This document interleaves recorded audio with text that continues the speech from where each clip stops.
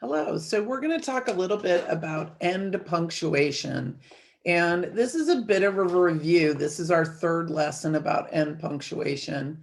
So we know that we have 4 different sentence types.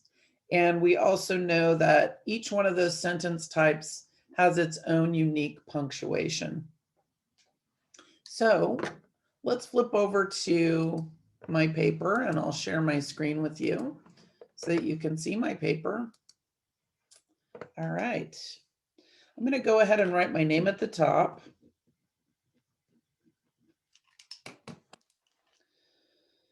So we know that there are 4 types of sentences. There's a declarative sentence, which ends in a period. There's an imperative sentence, which ends in a period, or if it's more of an emergency, it can end in an exclamation mark.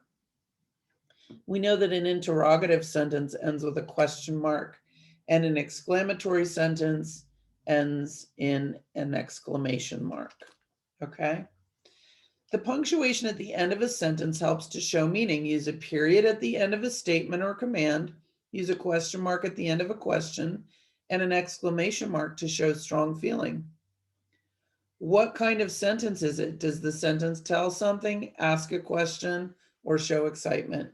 And remember, imperative sentences start with a verb. They're the ones that are kind of like you're talking to a dog. Run, sit, fetch.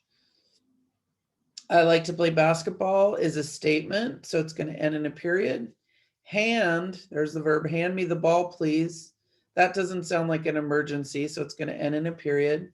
What is the score? Is a question.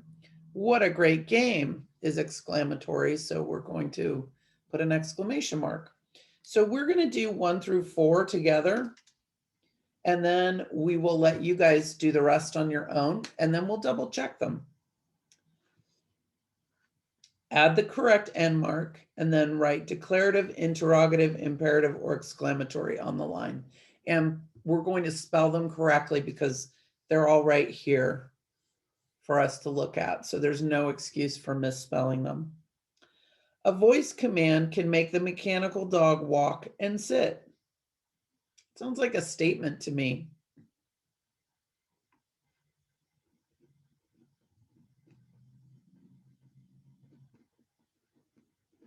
Sounds declarative. Insert a quarter into the machine. This is a verb right here. So I know that it is imperative.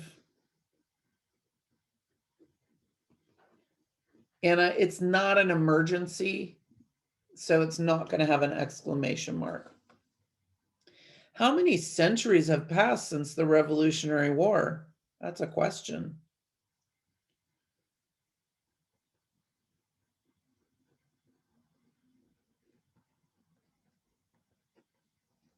Okay, last one we're going to do together.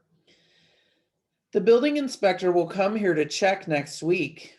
That sounds like a statement.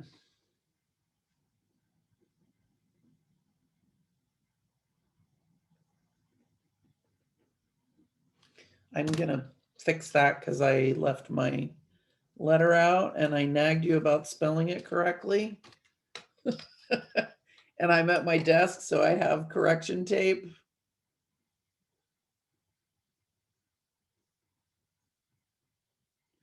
So I can fix it. Okay. You're going to do the last 4 on your own. I'm going to do the last 4 on my own. I'm going to stop sharing. Here we go.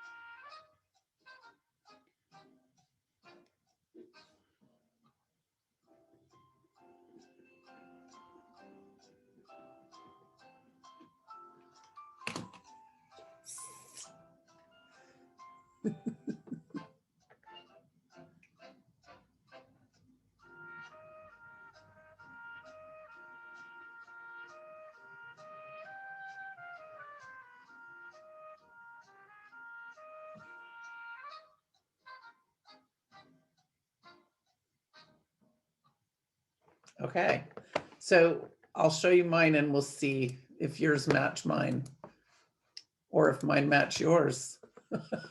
I make mistakes too. All right, so let's look at number 5. I'm going to prove the reason why I picked the answer I did. Your picture is amazing. So the word amazing, I think, makes that exclamatory, ends in an exclamation mark, and it's because of that word.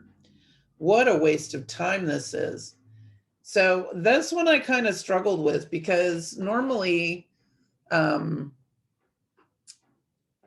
don't know, normally that doesn't seem like it's exclamatory, but then you don't usually say something's a waste of time unless you're you have a lot of emotion and a lot of feeling. So I made it exclamatory with an exclamation mark. How much progress have you made with your work? That's a question. So I put interrogative and put a question mark as the end punctuation. This one is definitely imperative because here's the verb, try not to miss your bus. And it's not a try not to miss your bus. It doesn't seem like it's an emergency. So it seems like it can end in a period. All right.